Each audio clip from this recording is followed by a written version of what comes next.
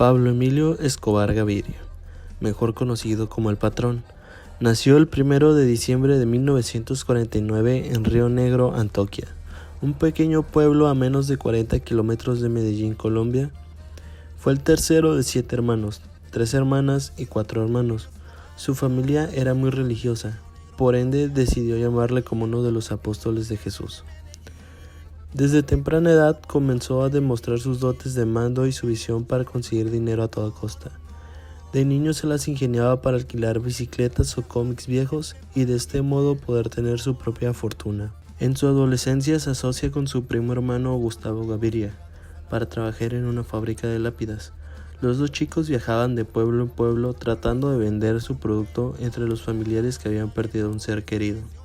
Aunque pronto encontraron el modo ilegal de hacer prosperar el negocio, ya que se dedicaban a robar lápidas de mármol del cementerio de San Pedro, donde las familias ricas de Medellín tenían lujosos panteones y luego las vendían a las recicladoras.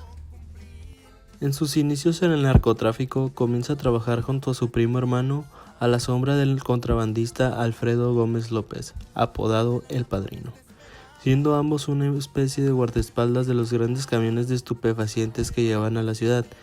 Quizá el éxito de sus primeros años era su tenacidad, su nivel de violencia exagerado, a pesar de que sabía mantener la calma en situaciones límite, y sobre todo su negativa a dejarse tentar por la mercancía con la que él mismo contrabandeaba.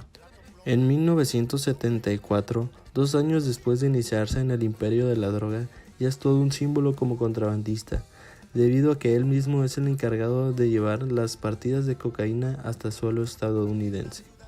En 1976 amplía su negocio al construir sus propios laboratorios de procesamiento de cocaína. En ese mismo año se forma el Cartel de Medellín, una organización delictiva que él mismo dirigía y que abarcaba una infraestructura dividida en producción, transporte y venta. Tras hacerse rico con la droga, se fija en la política como su siguiente campo de acción. El fin era legalizar o tapar de alguna manera sus negocios sucios. Se dedica a hacer obras de buena calidad como construir campos de fútbol en zonas desfavorecidas o construir edificios, pero todo ello pagado con el dinero de la droga.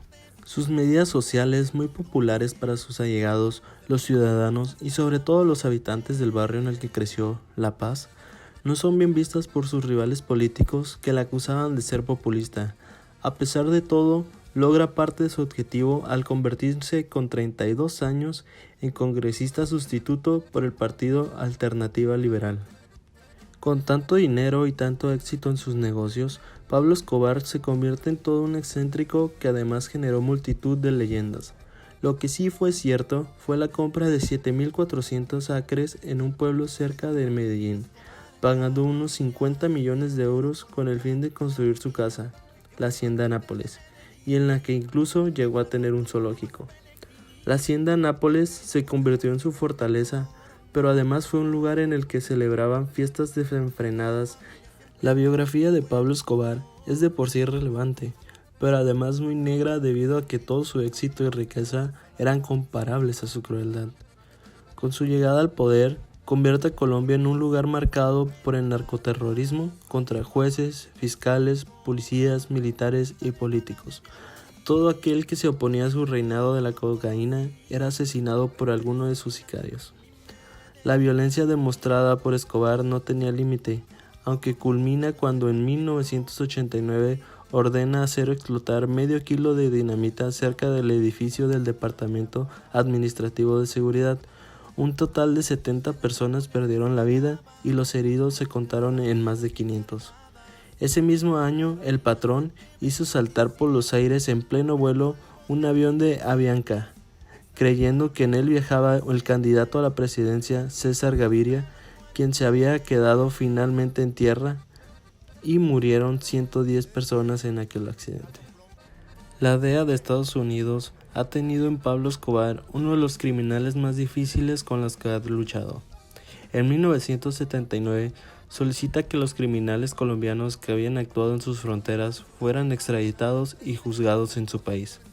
A pesar de que la norma aceptó el principio, la gran ola de atentados perpetrados posteriormente por el propio Escobar hace que el gobierno sudamericano eche medidas hacia atrás.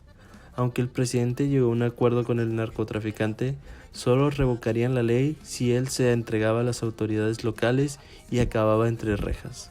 El capo aceptó, aunque puso una condición: la prisión sería construida por él.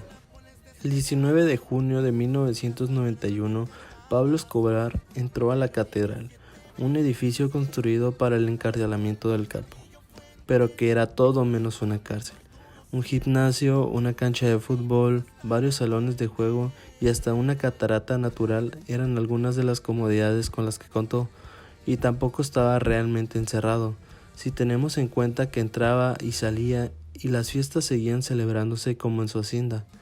La prensa descubrió la historia y el gobierno no tuvo más remedio que hacer público que iba a trasladar al patrón a una celda de verdad, de modo que se fugó el 21 de julio de 1992 de la catedral. Tras escapar, el gobierno crea un grupo especial con más de 500 hombres conocido como el Bloque de Búsqueda, para encontrar y acabar con su vida. Después de meses de incesante vigilancia, el 1 de diciembre de 1993, un día después del cumpleaños de Escobar, las autoridades preparan un operativo especial con el fin de atraparle de manera definitiva. No fue hasta el 2 de diciembre cuando Escobar contactó con su hijo y las autoridades descubren entonces que está oculto en un chalet adosado de una urbanización de clase media de Medellín, hasta donde se trasladan para detenerle junto a Álvaro de Jesús Agudelo, alias El Limón, uno de los más conocidos guardaespaldas de él. Escobar no se entregó tan fácilmente. Intentó escapar por el techo, pero los policías que cubrían la parte trasera de la casa les dispararon con fusiles R-15. El Limón cayó sobre la acera y Pablo sobre el caballete del tejado. Fue así como murió Pablo Escobar, al que sorprendentemente muchos lloraron en Medellín.